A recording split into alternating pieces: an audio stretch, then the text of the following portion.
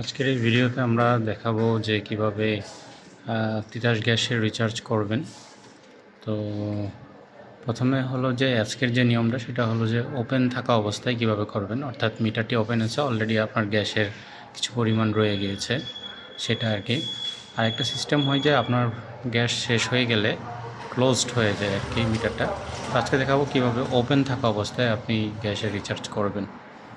তো সেই ক্ষেত্রে হলো প্রথমে আপনাকে যে এখানে দুইটা বাটন আছে এ আর বি, এতে 5 সেকেন্ডের মতো চাপ দিয়ে ধরে রাখতে হবে, তারপর ছেড়ে দিবেন, তারপরে আবার 5 সেকেন্ডের মতো চাপ দিয়ে ধরে রাখবেন, তারপরে কার্ড অপশনটা আসলে আপনি হলো কার্ডটাকে ধরে রাখবেন কিছুক্ষণ।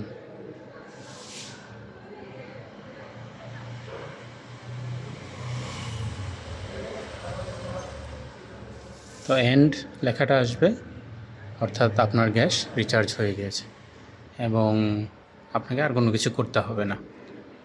ধন্যবাদ।